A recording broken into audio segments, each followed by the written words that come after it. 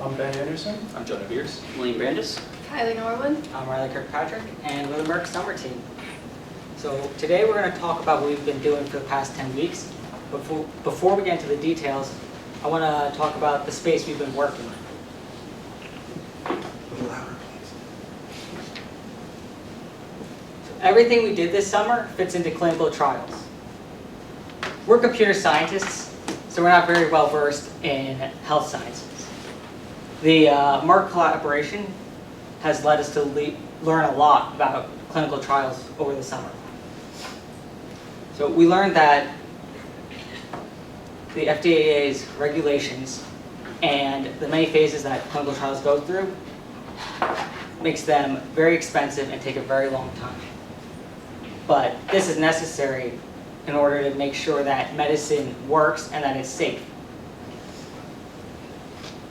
We also found in confirmation of what we were told that enrollment is one of the biggest issues with clinical trials. For various reasons, patients either have to go to clinical trials a lot, very often, or they're not eligible. And therefore, clinical trials will fail before they even get off the ground. Furthermore, enrollment can be hurt by people having to travel very far in order to get to a clinical trial. With this in mind, Kai Bode created the iLab in order to foster thinking about mobile clinics and how to make a clinical trial more portable. As you can see, we visited the iLab. It's pretty cool. Upon visiting, we talked to Kai, and we were able to create some ideas about what we can do over the summer. So a mobile clinic would improve enrollment because they're going to the patients. Though we would realize that you need some new technology in order to work with the less space you have. So our goal this summer is to figure out something that we could do to help in this space. Therefore, when we talked to Kai, he had mentioned interest in Parkinson's. Before we could solve a problem, we had to learn more about Parkinson's. And to learn more about Parkinson's, we talked with Dr. Fox, who is the head of the neuroscience division here at Moravian. And when we talked with her, she mentioned some various Parkinson's symptoms that we could see, such as a Parkinson's patient might be hunched over and they have like shuffling their feet when they walk, which is known as Parkinson's gait. And other symptoms you can see in a Parkinson's patient is something called mask face, which is decreased mobility in like facial emotion. And so like this woman here on the right, for example, she might be grinning ear to ear, like that's how she thinks she's looking, but to us she's only slightly like showing any expression at all. And another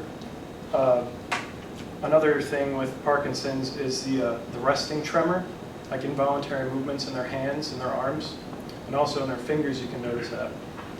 And so now that we saw some of these visual symptoms of Parkinson's, we wanted to see how we could use technology to improve clinical trials. So Kai introduced us to the idea of using cameras in a clinical space. Since he has them in his trailer and he didn't have a use for them yet, part of our summer was exploring different ways to use them. And since our ultimate goal is to find ways to improve processes of clinical trials, we focused in on using cameras to record patients who have Parkinson's disease.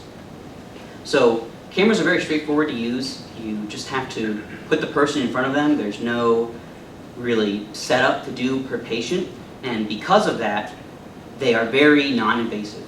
Compared to other sensors that you might have to put on someone, they're very unobtrusive, and with them you could potentially get a patient to act naturally, maybe even more naturally than if you had a doctor or researcher sitting there watching them.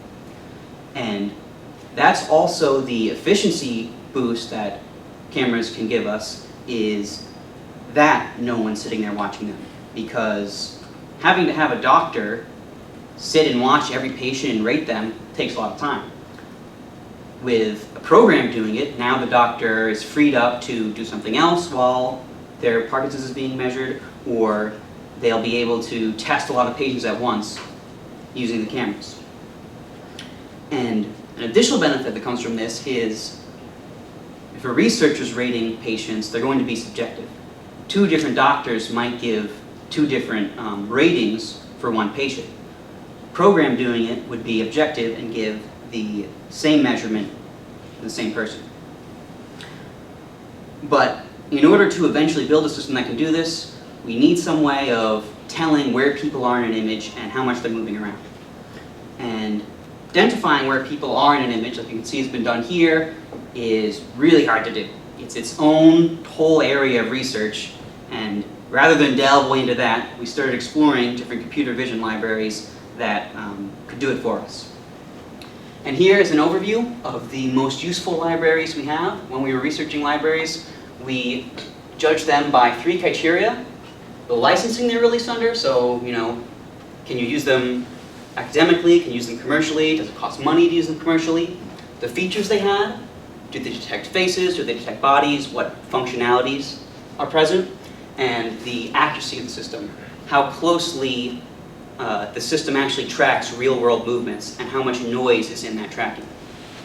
So OpenPose, to use it commercially, costs $25,000 a year, but it's by far the best of all the libraries we found. It can track pretty much every part of your body and tracks all of them very well. TF pose estimation was released under the Apache license, so it's completely free to use, but it doesn't nearly have as many features as OpenPose and performs much worse. The tracking of bodies is a little jittery. The points it thinks are there will kind of jump around. It says your arm is here, but the prediction will kind of jump and not be exactly on it. Keras pose estimation did better than TF pose estimation, but wasn't free to use commercially, so we wouldn't be able to use it outside of the project. The Azure Face API did an okay job detecting faces, but it had a lot of jitter, like TF pose estimation did, and also runs on the cloud, so if we used it, we would be subject to the limitations that Azure puts on you for how many images you can send to them per second. But at the end of the day, we went with OpenPose due to it, as I said, having the best features and the best accuracy. This is an example of what OpenPose does from the OpenPose GitHub repository. You can see just how well this stick figure it draws tracks his body. It's pretty much perfect in line with his movement. And if we want to detect the symptoms of Parkinson's, if we want to pick up tremor or postural sway or something, we really need that perfection because they can be very slight movements. And the other libraries just didn't give us that. You can also see how at one point in the video his forearm obscures his upper arm, but it still easily can infer where his upper arm is. And leaving the last slide, it said that OpenPose does face detection. It can map a lot more points to a person's face than it's doing here. That just wasn't turned on for this particular recording, so there's only 5 points on his face. And you'll also notice that it says real-time detections at the top of the image.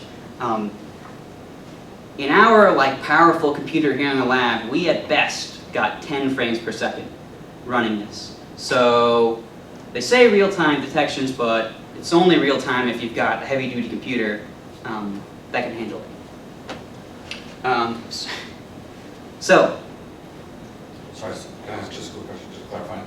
So you're saying it was your equipment, not the OpenPose's issue, it was just the fact that... Yeah. When they did this, they had a good enough computer to do it.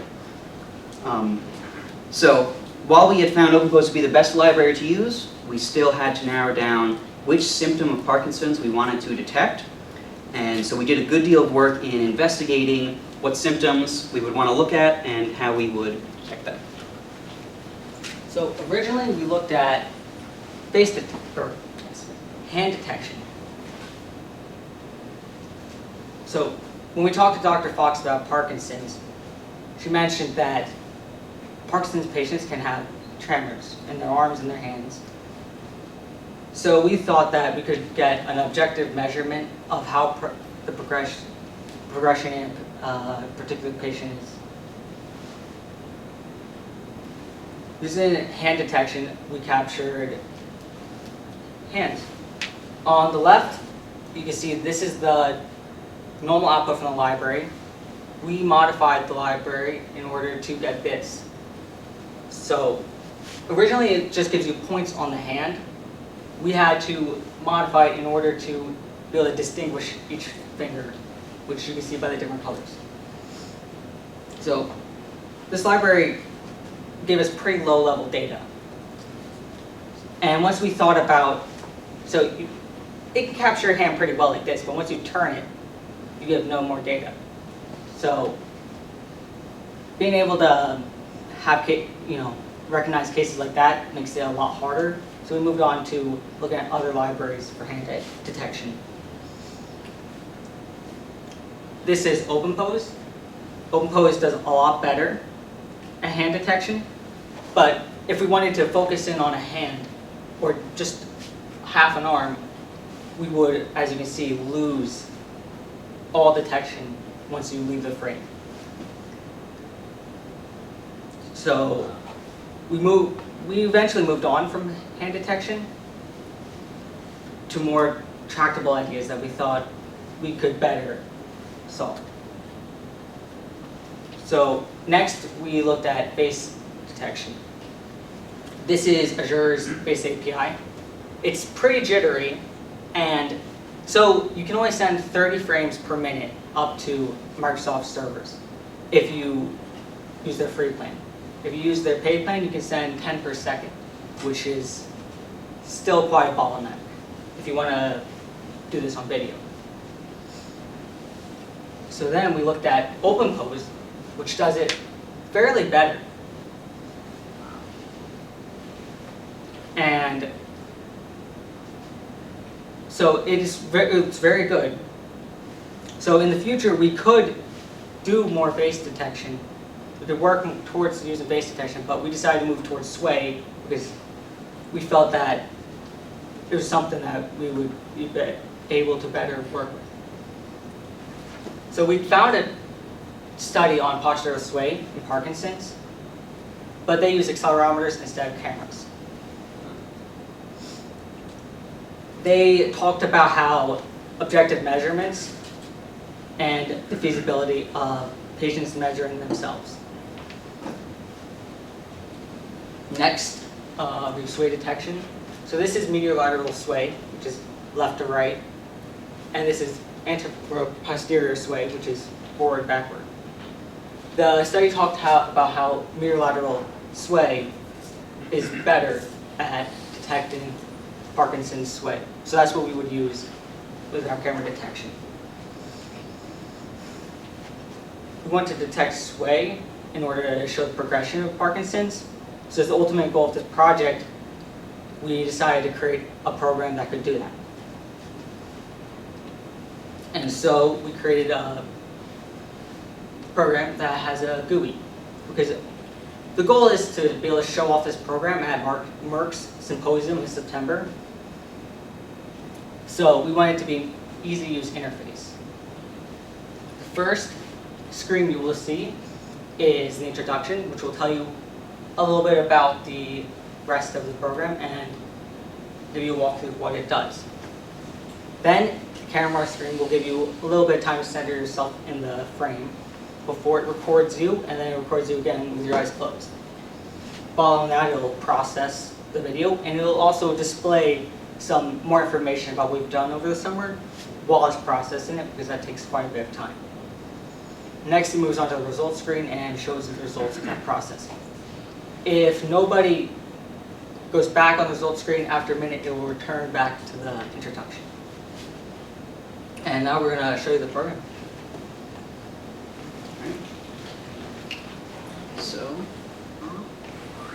So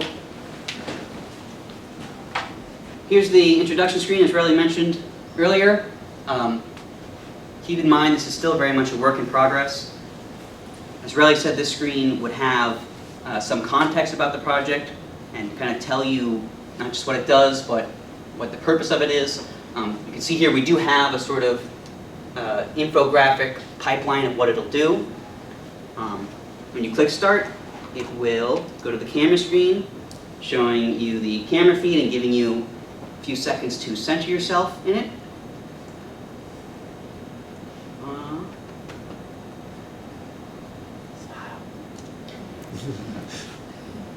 So then it starts recording you.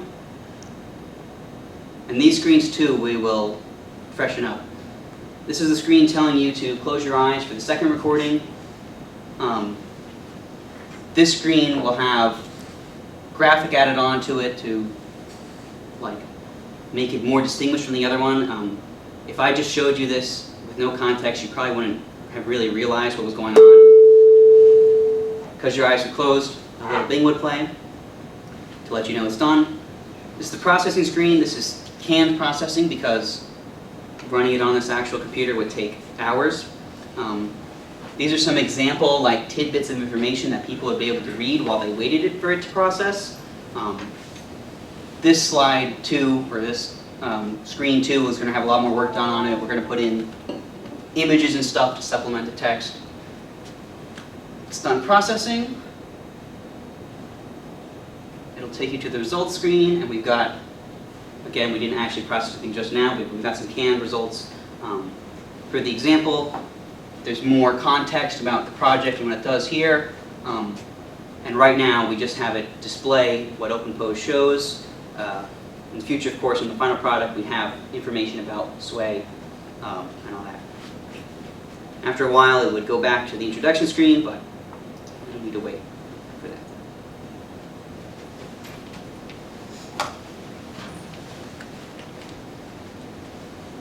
So,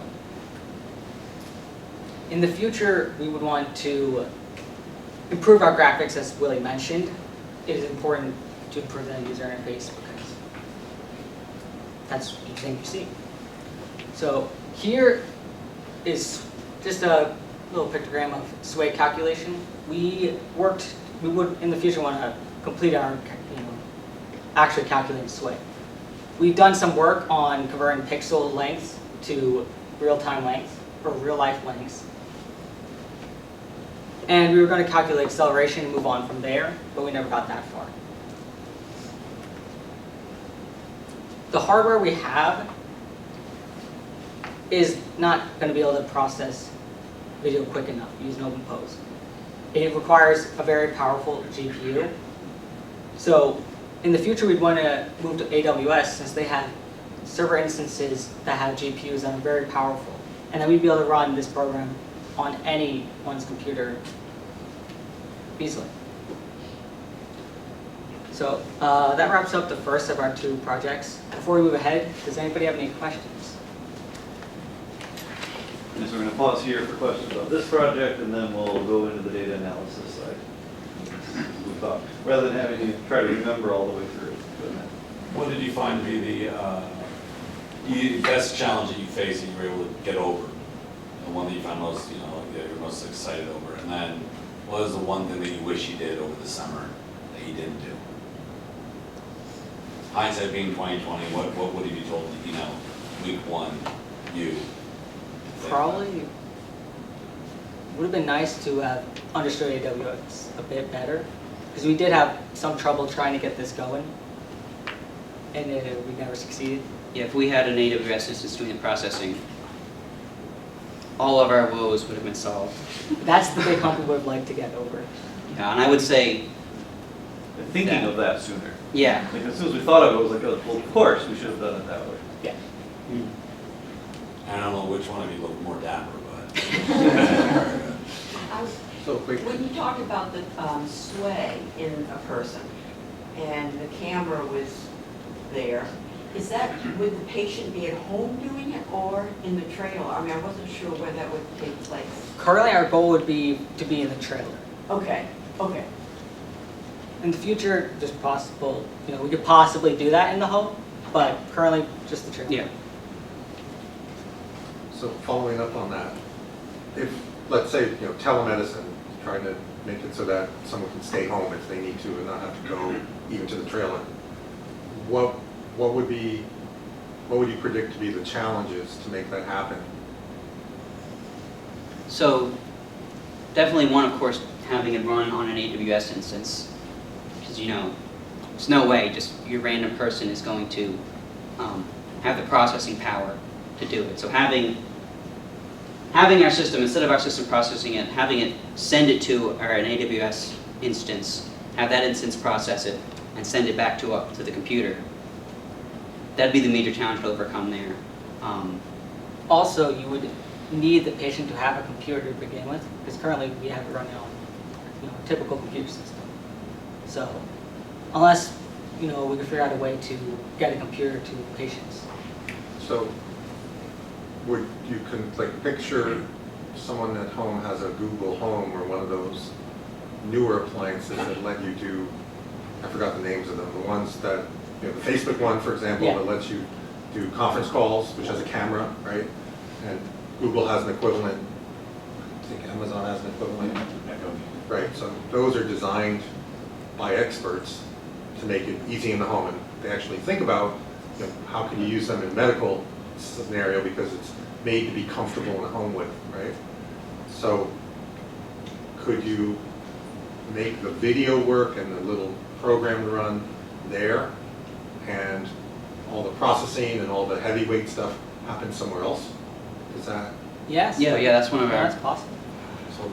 So I could send you, just sort of to build on Pete's comment. So send me, could I take a video using my iPhone? Or have someone take a video of me and then send it to you and then have you put it through and process it and then? I mean, currently, So you could do it. currently we don't have that, but that's a possibility in the future. Yeah, potentially any device with a camera Yeah. could run it. All right. So I mean, St. Luke's or whatever around here, the hospital network, their telemedicine is like poison ivy. You can literally take a picture of it while you're videoing with somebody, a doctor or a nurse. Here's my rash, and all that. Hypothetically, you could extrapolate that kind of experience to what you're talking about. What's the accuracy rate that, with the software that you're using? OpenPose? Yeah. So we haven't really gotten too much into actually looking at what does it mean to measure sway, and what variables should we be looking at, or measuring let me move my arm this far in real life and we'll see how well it was. We never really got into the processing of it, but so I can't really give a number, but it's pretty good. When we were using TF pose estimation, we did rig up a little script that would measure real life movements given the length of your arm and if you stood at the right distance from it, and that came within 20% of the actual value. So open pose is even better than TF pose. So We would hope to get probably within 10%. yeah, Better than that. Probably. yeah. I mean, when we looked at them, it was you saw in the face one about how when Willie was just stationary, those points were doing this, right? With open pose, and then TF pose was a very similar sort of thing. I remember one time when I was using it, I was trying to hold still, and the points just kept moving, Mm-hmm. right? But with open pose, when we would sit still, it was rock steady in that way. So that's not an empirical study in the way your question kind of implies, but just from a raw visual, we were seeing that using open pose, it was fairly accurate.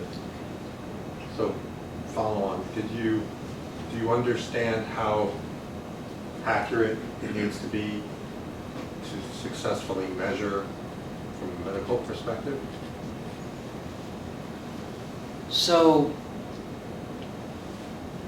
not right now, but we know the papers that we would look to for that. So one paper Riley mentioned, they use accelerometers to measure sway, and so we could go and look at theirs, and look, they said 1.1 meters per second off of whatever median indicated they had this much Parkinson's progression. We could then also calculate acceleration and then see, oh, is our system within 0.1 error? You know? So my question is, knowing that and knowing what you learned this semester, is it achievable to get that level of detail? And you don't have to do it, you know how to do it, but is it achievable? I think so, yeah.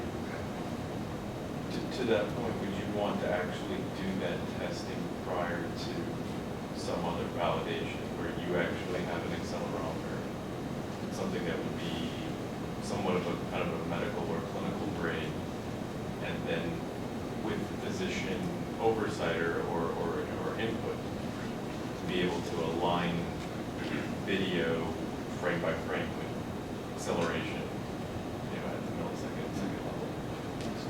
Yeah, we hadn't thought of that, but it's good. Yeah, and good work, like seeking out help from experts, like that's a really good trait. So seeing Dr. Fox, you have great resources here, you can lean on, leverage, and that's, keep doing that. If you're something you don't necessarily are not an expert in, and you're around the experts, go seek out the experts, and they're usually happy to talk to you and contribute. And the other thing I would say is, do you know how much partnership someone like Dr. Fox would be willing to work with you, have interdisciplinary, I guess this goes to that as well, to help kind of verify those controls? Like, would that be an option for you? Yeah, I don't think Dr. Fox is the best. She usually was working with rats. Oh, okay. And her area with Parkinson's is still in the early animal phase, sorts of things. However, she did say that she did know about similar kind of concepts where they were trying to work with rats. And one thing she talked about was, in fact, they don't try to measure directly the way we're talking about. They'll do indirect measure. So they'll set up a contraption where the rat has to reach in to obtain a treat, and then they're timing how long that takes. And so then they're using that to infer a level of capability, which is then inferring, how much the disease has affected. And so they're not measuring directly, they're measuring indirectly. And so she thought this was interesting because it gives a more direct measure of the thing that they're actually trying to talk about, rather than just having these secondary measures. Excellent. So, interesting, so I caught something you said before, which was the AWS thing. So, this question is sort of like buy versus build, right? So, and I'd like to know this because when we do this program again and again, you hit a juncture where perhaps rather than solving it yourself or go figure out how to use AWS and then set up all this stuff, let's say you identified you need more computer power based on where you are so far, and then instead, and I'm feeling this out, I'm not saying this is yes or no, would it have been more helpful to say, okay, and then we get somebody else who knows how to do this to quickly just give you what you need tomorrow, and then you can keep going with sort of the main topic of what you're working on.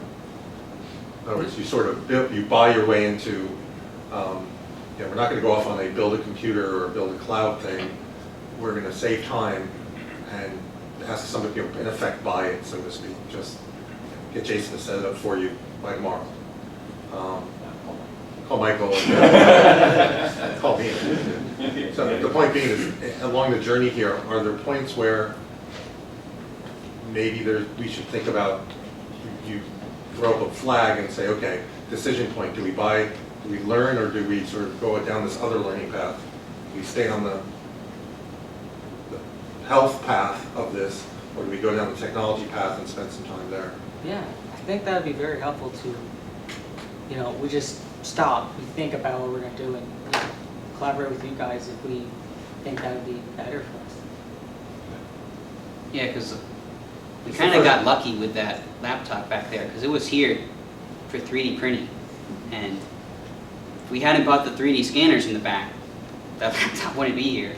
Yeah, I mean, this is the first time it's come up, but I could see it as you get more into these health topics, but deeper and deeper, it may be more valuable oh, you don't know how to do an API, for example, of some sort. Okay, we'll just quickly get you over that hump so you can go quicker on the research hump, so to speak. Computing power should never be the limit. Yeah, I mean, at a big scale, what we do at Merck is sometimes to try to make the technology as not a pain, not a anchor on research. They shouldn't have to learn how to program if they don't want to or don't need to, for example. Statisticians were looking at me like, yeah, don't make me program. Yeah, that's true. Yeah. Any other questions for this? Oh, yeah, go ahead. Yeah, well, I was just wondering, like, what do you think the next steps were? So if, this program went another 10 weeks, what would you do? Definitely improve the interface first. And then, as we said, make an AWS instance through the processing. I don't know if we mentioned this, but we also want to put in audio cues, or not audio cues, audio instructions.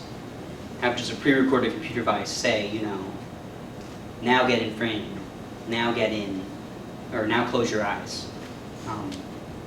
Because it would make it easier to follow without necessarily having to worry about the design of the actual graphics.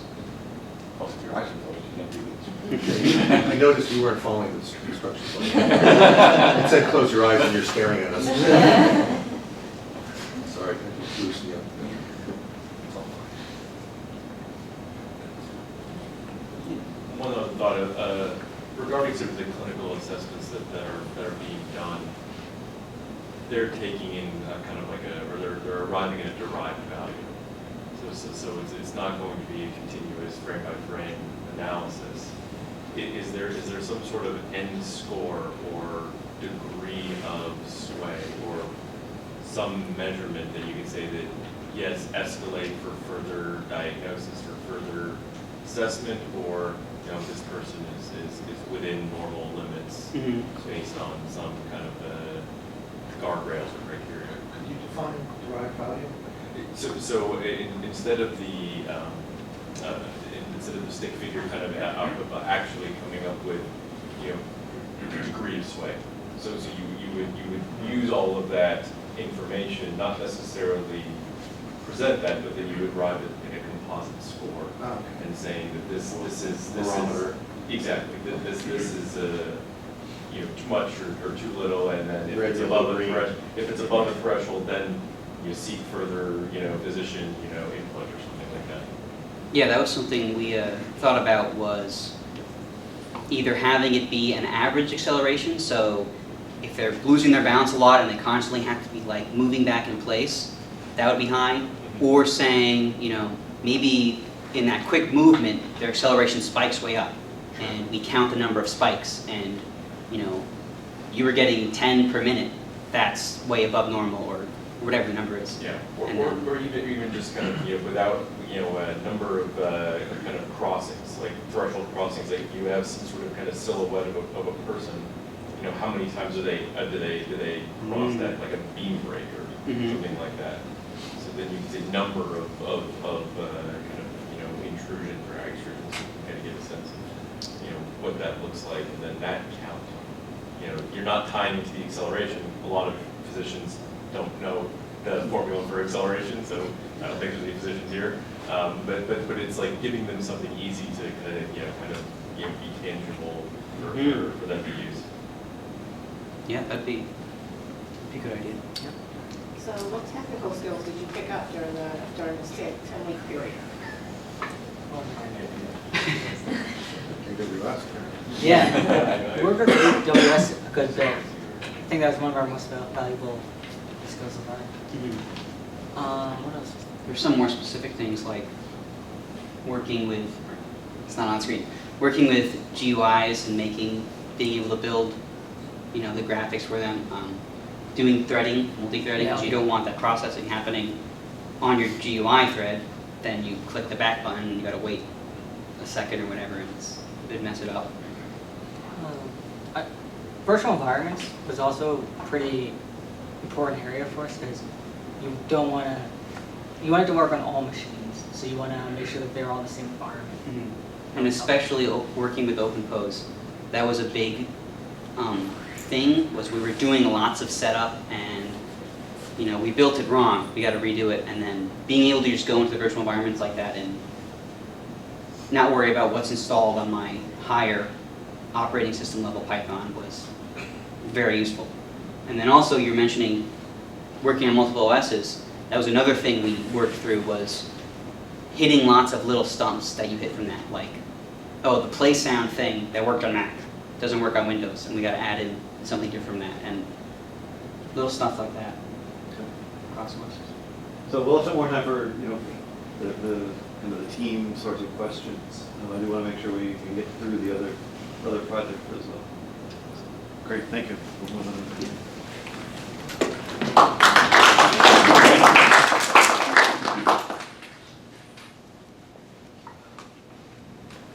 So the other project that we worked on this summer was visualizing clinical trials data. And so clinicaltrials.gov is a website that we reference for clinical trials data. And it was created in 1997 after the Food and Drug Administration Modernization Act, because they wanted to document all these trials happening, researching new drugs that are being developed.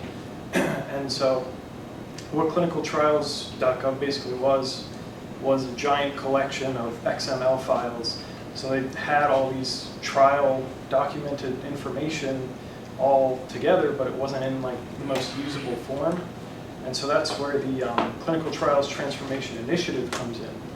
And so this was an organization that took the clinicaltrials.gov information and then fed it into a relational database. So now we can, as researchers, we can use programs such as RStudio and Python, and we can query tables in a database and receive information on the clinical trials. And a really important aspect of the CTTI website is that they have public access for anybody to go in and download all the files on the clinical trials database in a .dmp file. So given that we know all of this complex information, like there's a ton of data on clinical trials, it's been many years of building up. One of our big goals is to make this less confusing for like the average person to understand what's going on here. So because all the complexity, the work, resources, and time, we want people to understand what they're going through. And so before that we could let the public understand what was going on, we had to understand the database.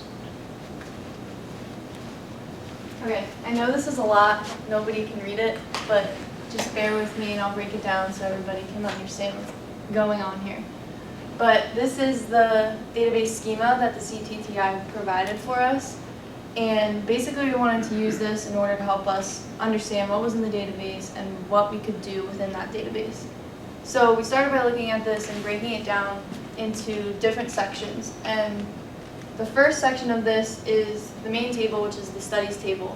And obviously that contains a lot of the most important information, and as you can see through some of these lines, most of the tables within the schema interact directly with that table. And then on the upper left side here, this concerns all of the information regarding protocol and the pretrial information. So for example, there's a table for the primary condition being studied or the eligibilities that are necessary in a trial. And the right side over here concerns more about the professionals involved in the trial, not necessarily patients, because none of that information is contained within the database for confidentiality. And so this basically has information on sponsors or any responsible parties that are a part of the clinical trials. And the bottom section here contains the information regarding the results of the trials. So we have outcomes or measurements that were going on during the clinical trial. And you may assume that this is maybe the most important part. We can see, any analysis that happened during the clinical trial.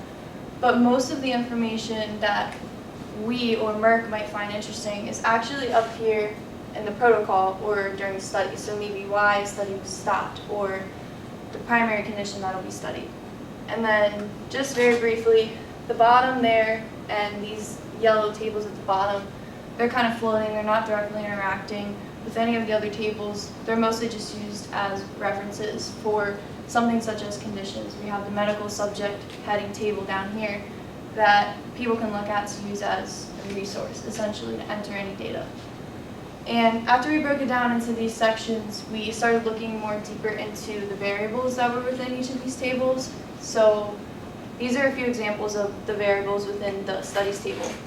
And the most important variable here is the NCTID.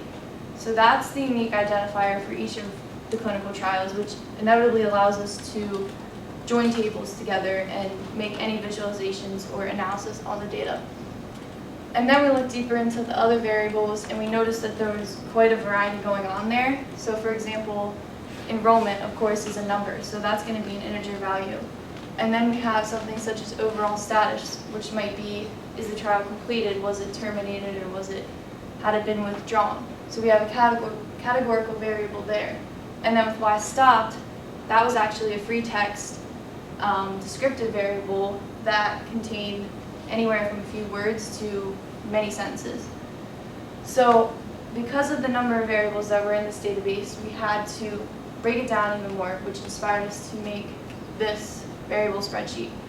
So essentially what we have here is a place where we have every single table that's in the database and the variables that are associated with it.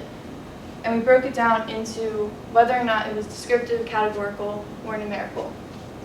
So the motivation for this was really just, again, to use it as a way to understand what was there, but also to let us see what needed to be done still. So we noticed 40% of these variables were descriptive free text variables, which essentially is really hard for us to do anything with. So again, why stopped is something that Merck would be interested in, or the public might be interested in. So we noticed a lot of the variables that you all or us may be interested in were descriptive. So we made some observations in this column here, such as the condition name over there has about 78,000 distinct entries, which is a ton of entries. So this was a way for us to organize all this information, but also let us look back at it to see what we could use from it and how we could improve the database itself. And while we were working on this, we were also working on the data pipeline.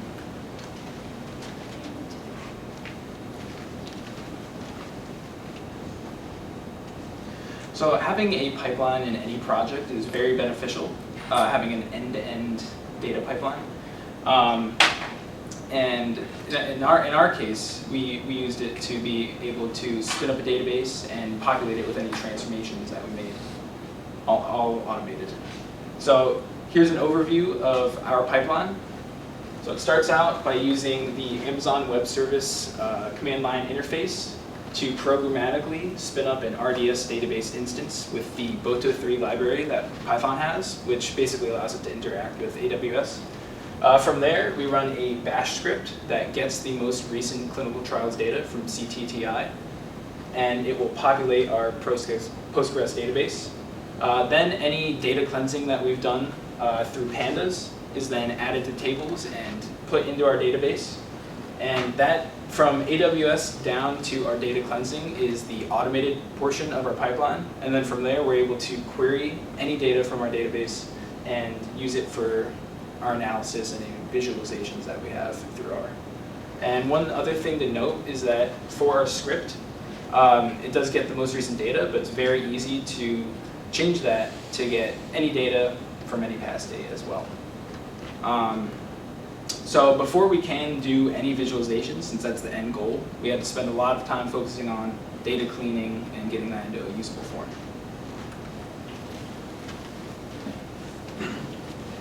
So our issue with data cleaning was that a lot of these database variables had many, many different variations of how they were entered. And so we wanted to make categories and deal with free text information. So an example of this is the raw data from the database. This is the sponsors. And so you can see like it's kind of categorical because they're all like company names. They're all like organizations. But in this table, there's 56,000 unique sponsor names. So like, what we want to do was get that into better categories for data visualization. And some of those categories are things like government and education and hospitals, things like that. So you can see the previous slide, this is the same data. And so this is the idea of what we want to do, was put the different names into their respective category so we could deduce information from them. And so I have some more examples on the next slide where we have 9 categories overall for our table on sponsors, but these are the 4 most popular categories for what type of sponsor they are.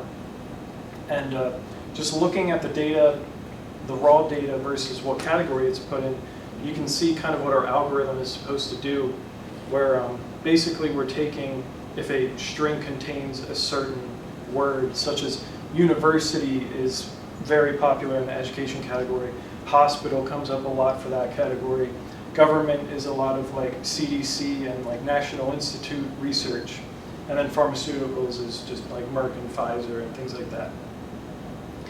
And so, along with getting this information, we had to, we had the idea down of how we want to categorize into these different sections, but now we need to talk about how we're going to do it programmatically.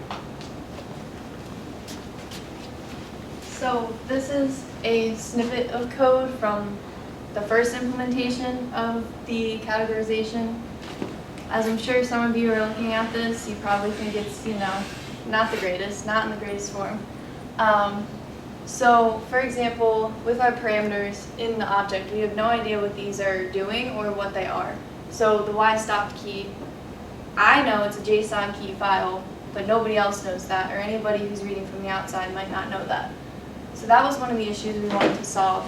But also, we had a list of these objects, and we were going through each of the objects in that list and calling methods.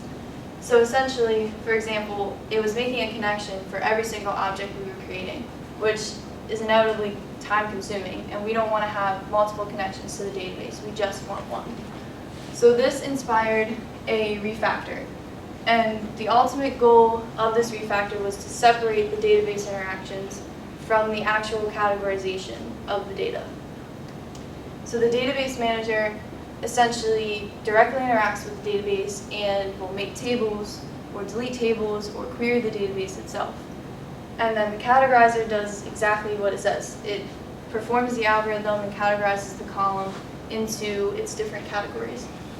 And then we have a driver which essentially handles everything else. It creates the database manager, and as you can see, it passes that to the driver. So one of the most important things about this refactor was that it would give us the ability to test this code. So we could mock out the database part of the program and test it, which gave us more confidence now and also if we ever make changes in the future. And again, now we only have one connection to the database, which made this much faster than it was previously. And lastly, it also gave us the ability to extend the algorithm. So we have an extra SQL command here, which doesn't need to be used, but if necessary, we can use that to make any other restrictions on querying the database, or maybe saying, sponsor type, we just want to see lead sponsors instead of all sponsors.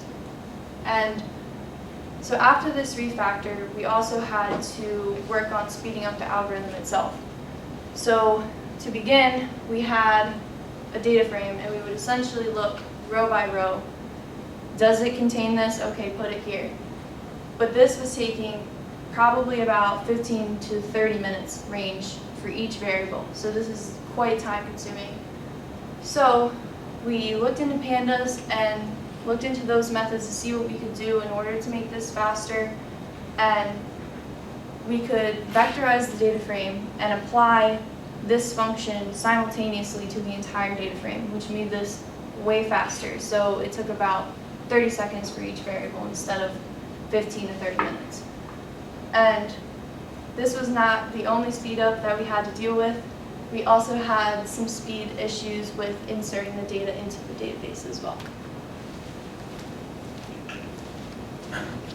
So our main issue with, once we had all the data that we wanted to put into our database, we had to figure out a way to insert it quickly because there's many different rows of data here. And so this is pseudocode for our original implementation of inserting it into the database. I can see you making faces. Oh, no. You gotta start somewhere. This is not efficient at all. This is a line-by-line insertion into the database where we just match where the ID equals the ID in the table, the NCT ID, and each single insertion has its own individual connection, so this is very rough. There's like thousands of connections happening over and over and over. But we, yeah, it was rough. So, oh, actually, this took, when I ran it, so we had to start somewhere, okay? And it took like 8 hours a table. So, like, I never actually waited that long. I found a better way pretty quick, but this is our current implementation. So we found out that the library in Python called psychopg, we could take a CSV file. So we took all the data from the data frame that Kylie was mentioning earlier after we have the data in a category, and then we could upload it in bulk as a table in the database. So this implementation only uses one connection, which is way more efficient, and in one pass we can move each data frame CSV file in, which takes maybe 15 to 30 seconds per table now, as opposed to 8 hours. And so now that we got that out of the way, these are the 4 categorical variables that were previously descriptive. And just to give a brief description of each of them, conditions is the therapeutic area being researched for the clinical trial. This is what they're looking like. What disease are they looking at, like such as Parkinson's or like Alzheimer's, stuff like that.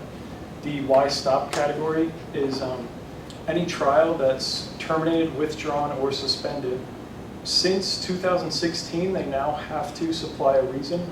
Previous to that, they could leave the entry as null, but now they have to give a reason as to why the trial stopped, which is what we're looking at.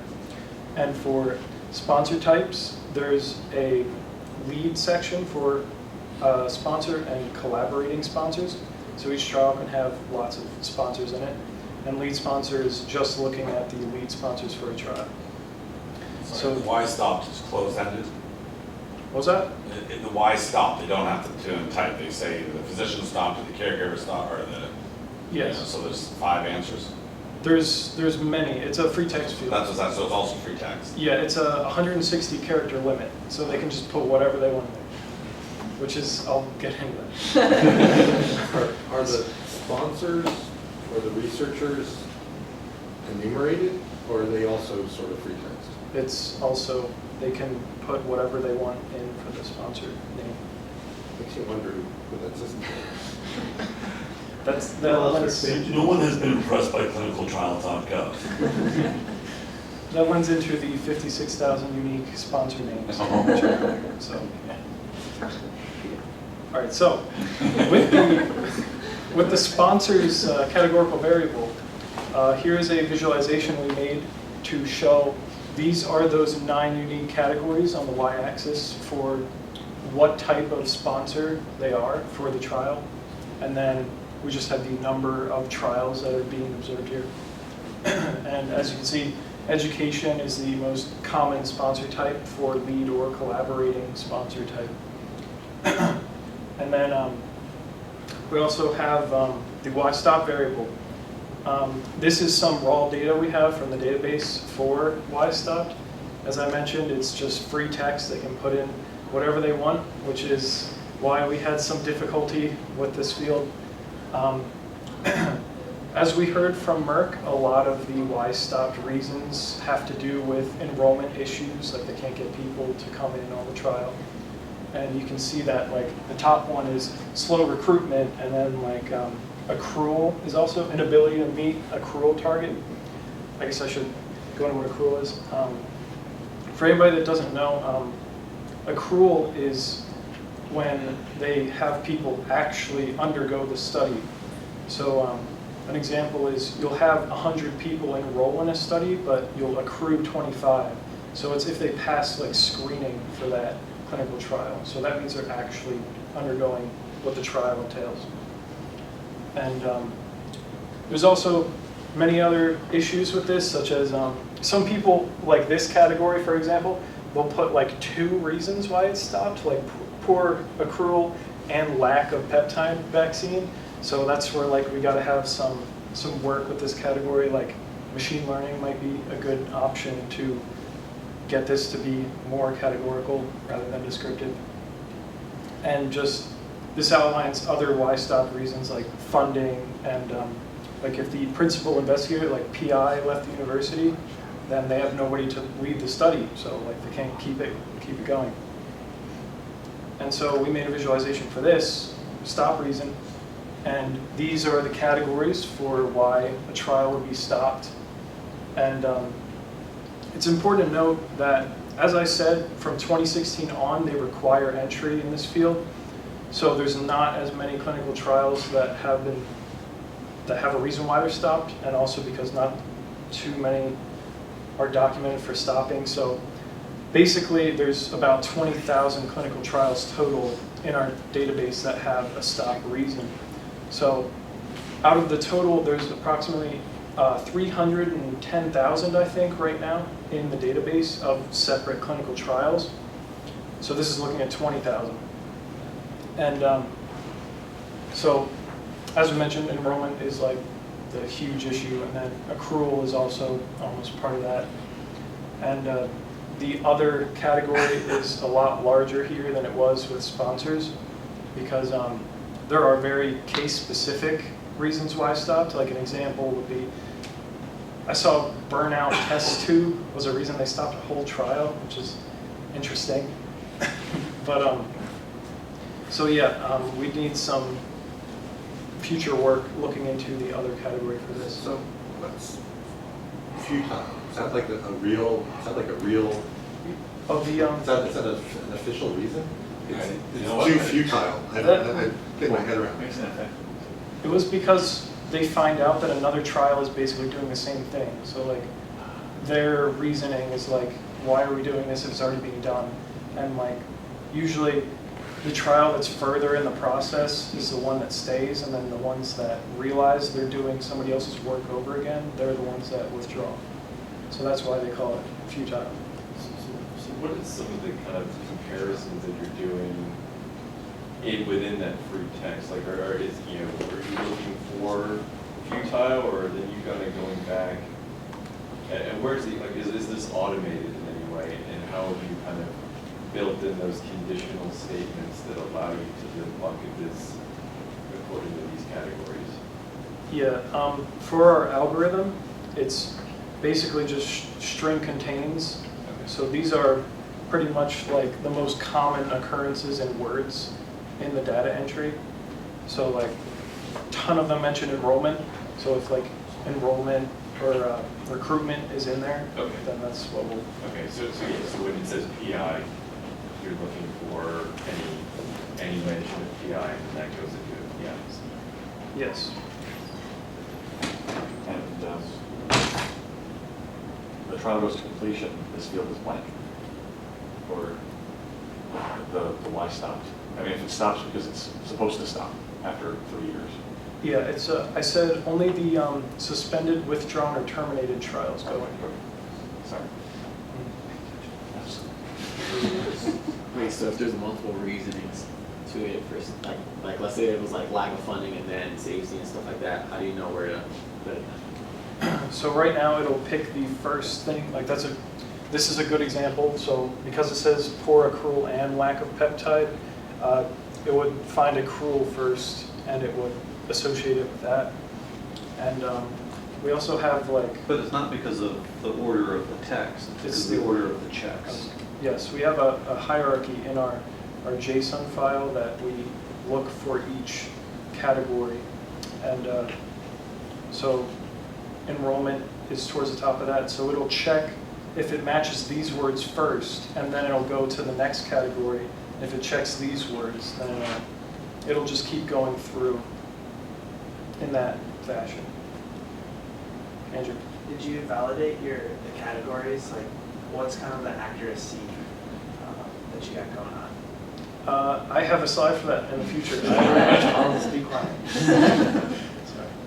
And so, as I mentioned, the issue with the other, we will now show the next categorical variable that we did was condition.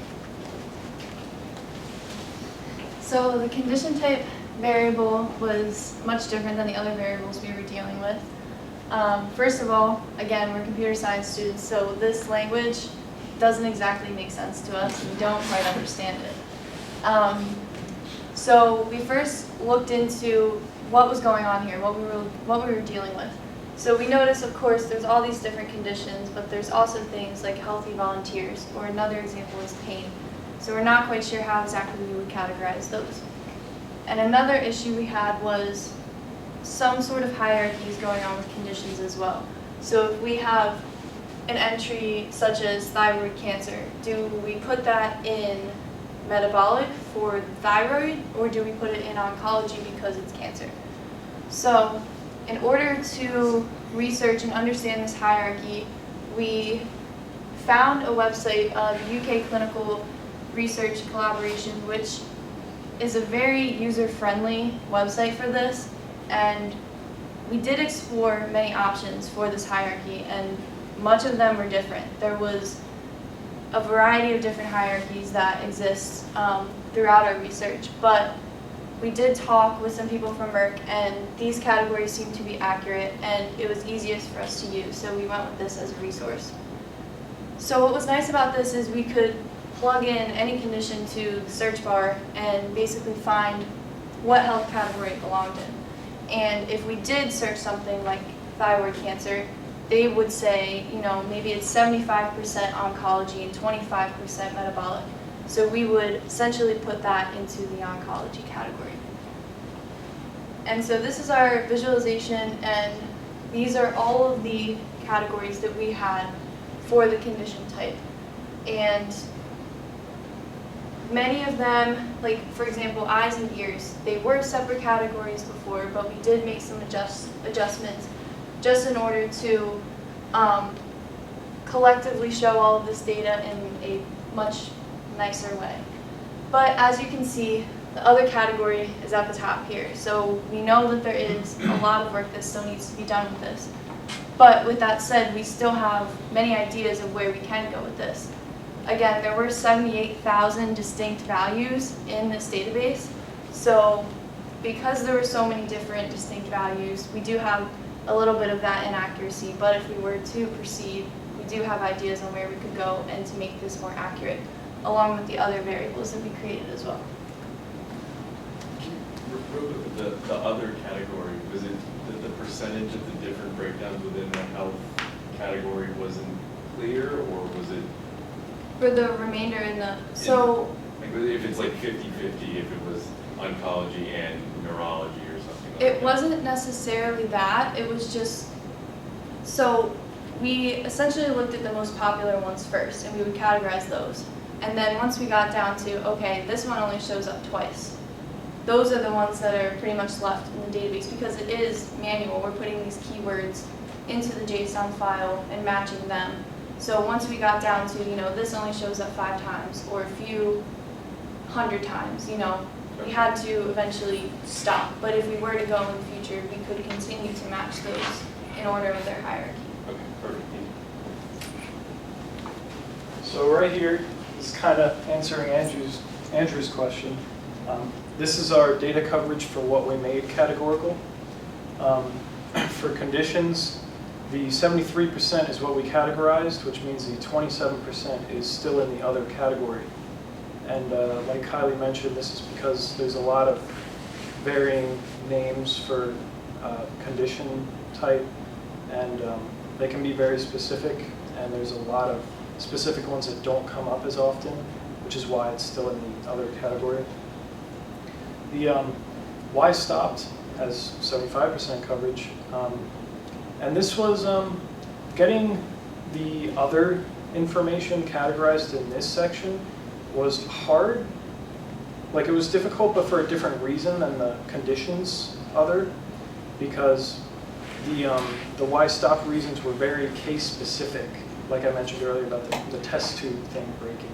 And a lot of times, because it's free text, like, people will just put in extremely specific stuff, or it'll have like spelling errors that don't get caught in the algorithm. And then sponsor types and lead sponsor types, we did pretty well with those. And there is future work. We could easily make this have higher coverage if we add in a list. I think most of the other category for the sponsor types was because there were just unique like pharmaceutical names and stuff. So if we had a list of that, then we could put it in and get a higher coverage. So now that we talked about these 4 categorical variables, I'm going to show a visualization of the 2 categorical variables we did, which was the sponsors and the lead sponsors. So the red bar here is collaborator sponsors, and the blue bar is the lead sponsors for a trial. And this is on the y-axis, it's still the sponsor category, so it's a type of sponsor in the data. And we have a proportion of this. So you can still see, based off of this graph, like education still seems like a very common occurrence for the lead sponsor and collaborator sponsor to be. But an interesting thing to note here is that pharmaceuticals and hospitals, you can see there's kind of an inverse relationship here. So something that we might be able to say is pharmaceutical companies such as Merck could be like the lead sponsor for a trial, and then like a collaborating sponsor off of the pharmaceutical could be like a hospital, because Merck has access to the production of like drugs, and then hospitals have access to the patients and the distribution end. So like these visualizations are just ways to infer and to interpret different things we can find about the data. And the other 2 categorical variables, stop reason and condition type. It's very colorful. On the right, you can see the legend for condition type. So each different color is what the trial is about, being the therapeutic area of the trial. And this is for the stop reason as to why the trial stopped for each condition type. And so enrollment is still like the largest category almost across the board. And the other category which we had. And accrual here, this spike you can see. Actually, because this graph is kind of difficult to interpret, this is just to get an overall view of how it looks. I took just a few condition types, so you can see here. We went on the Merck website to see like the 5 most like popular condition types to be studied, and those are cardiovascular, metabolic, and endocrine, oncology and neoplasms, infection, and neurology. And that spike I mentioned, that blue line you saw under accrual, that's for oncology and neoplasms. That's right here.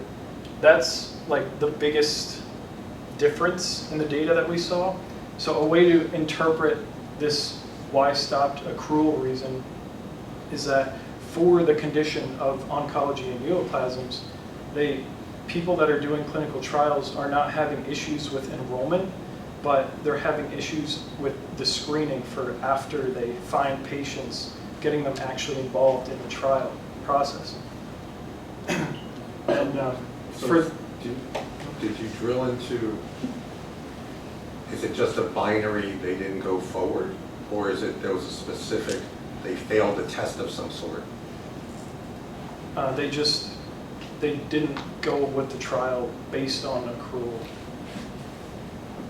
I don't know if you, I don't, You're asking a patient level no, right, I mean, that's an question. important. This is about why did the study stop? The study stopped because there was too much accrual, or there wasn't enough accrual, that works. Right, they couldn't get enough patients through screening.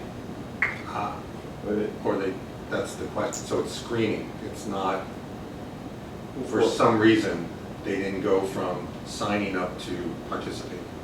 So wait, no, because what enrollment and accrual? I don't know the answer to this, but it's a really interesting question. I mean, well, we're kind of inferring, well, we're inferring a great deal here based on what we've learned about this. We're not saying you should know, it's just. Yeah, we're taking enrollment as not enough people put their hands up.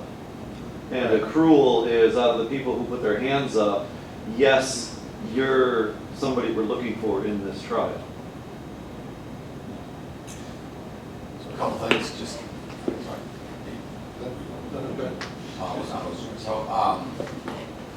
Like this slide for a couple of reasons. Things I think could be better is I wouldn't put a decimal in your percentages. That just irritates me. I also think to look at the ones, right now I look at this graph. This is the graph I've been looking for a while because you hear a lot of folklore. Like people drop out of clinical trials because of where it's located. And I said, well, if it's toenail fungus, sure, I'm not going to drive all the way into Philadelphia to do a toenail fungus study. If it's oncology, I'll fly myself or my family, my mother, not my father, to the Mayo Clinic. I only say that because you couldn't hear.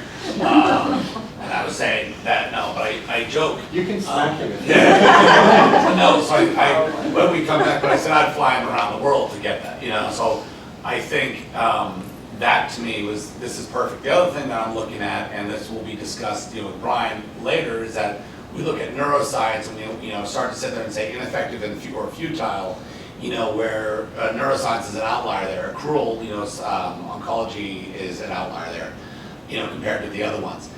That's going to lead to us asking more questions. Why is that? Let me understand accrual more. If they were all the same, so I think one of the things that you can do, and this is really well done with this, there's minor tweaks, and then the other one is just to look at for each one, or for neurology, which one's the outlier versus if there is one. And that was just as a quick glance because I see that accrual for cardiovascular doesn't seem to be as much of an issue as it is for others. So that was just so this is really well done. And I'm going to forgive you for not wearing the sports coat just because of the slide. No, I'm kidding. This is really excellent. This is the most exciting thing I have seen today because I'll use it tomorrow. I'm not kidding. I will. Saturday was it? That's because you guys work Saturday too, right? So yeah, we're really well done with this. So is everybody good if I? Sorry. Can I get any more compliments? Leave it up there. I'm so excited about this. So something else that we observed in this is apart from those 4 categorical variables is we looked at location data. So the location data is located within the facilities table in the database and includes some information about the location of the trial, such as the city, state, and its country. One thing to note is that there's not a one-to-one match between a clinical trial and its location, because there are a lot of clinical trials that will have tens, hundreds, and a couple that even have thousands of locations worldwide. And another thing, at first glance, the data may look somewhat easy to work with, but deep down it's very messy data, and for those reasons we decided to start by just focusing on United States locations first. So here, some examples of the messiness of this data. The table on my left shows kind of a lot of trends that we saw in terms of misspellings and extra information added to a lot of major cities around the United States. So you'll have the correct spelling of the city, like Baltimore, and then there'll be extra information, such as 2 or 3 locations, depending on how many facilities were actually used in that city. Then there'll be like the city name with a comma, city name with an abbreviated state, and then other misspellings, as you can see here, like Baltimore and Baltimore. So the table on the right are also numerous other data entry errors. There were a couple that said see various departments. Didn't actually give any inkling of what the city name would actually be. There were a little over a dozen that gave the exact address of the facility as opposed to just the city name. Then there are numerous capitalization and punctuational errors throughout, with the most common being a comma appended to the end of the city name. And then if there were multiple locations, instead of having distinct entries. They would either list out the city names all in one line, or it would just say multiple locations. So the first thing that we really had to do was try to figure out how we're going to be dealing with this city data and how we're going to get it into the correct spelling in a more usable format. Just So, as a yeah. quick snapshot of this, what percentage was actually entered correctly? So And how much data cleaning are you doing? yeah, so I'm going to be getting into that. Okay. Yeah, that's okay. So to try to figure that question out, we used a library in Python called Fuzzy Wuzzy. So a little background on this library. We first read the blog post to try and get an idea of what this library can do and how we could potentially use it with the cleaning of these city data. So Fuzzy Wuzzy was originally developed for tickets online, trying to be able to bring ticket sales from different websites and bring them together so they have the same name. So for example of this is you may see on one website a ticket name may be for New York Yankees versus Boston Red Sox, and then on another one it could say NYY versus BOS. And basically what this library was developed for is to basically say those two strings, although they're different, they're basically relaying the same information. So what you can do with this library is compare two strings and it will return a score from 0 to 100 based off how well of a match those two strings were. And what you can also do, what we needed to do, is provide it a list of correct entries of what we want, then provide it the incorrect spelling of a city, and be able to try to find the correct match out of that list. So to be able to get that list of correct cities, we found an external data set that not only provided 35,000 correct spellings of cities, but also gave us the latitude and longitude information, which we would want for producing map graphics for visualizations. So for matching our cities in our database to the correct spellings of cities, we saw that there were around 60% of correct spellings of cities in the database already. So what we had to do is apply that fuzzy matching algorithm to those incorrect cities and try to get the correct spelling or thereabouts. So this is an overview of this whole fuzzy matching process for the cities. So we started out with a little over 1 million United States city entries, and from that there were only around 82 unique entries. So after comparing those 8,200 unique entries to the 35,000 cities in our key from our external data set, we were able to narrow that down to 3,500 fuzzy matched and also unique cities that were already in the correct format. So at the end of the day, there is some uncertainty about how well that fuzzy algorithm actually worked on all of those misspelled cities. So we started to go down and explore another avenue of, first we wanted to look at some visualizations of the data that we already had. So this is a choropleth map from the state level of the data. So this goes back to the 1 million entries, the initial entries. So one thing to note is that, as I mentioned, trials will have multiple locations. And with those locations, one trial could be located 10 cities in a single state. So this shows every single location of a trial. And at first glance, one of the main things that we noticed was that California had a whole lot of locations in across every trial. And then, since that was a very broad overview of locations of clinical trials, we wanted to narrow that down to the data that we got for the cities, that 3,500 cities. So we created a scatter plot to kind of get a visualization of where those cities were located across the United States, kind of see the distance between them and the general groupings of them. So since there was a little uncertainty about how well that fuzzy matching algorithm worked, it was reassuring to see how grouped these points were of the cities. So as you can see, there's a lot of groupings between very large cities throughout the United States, such as San Diego, Los Angeles area, San Francisco, Chicago up there. And so that was very reassuring to see that our data, for the most part, was in a good state.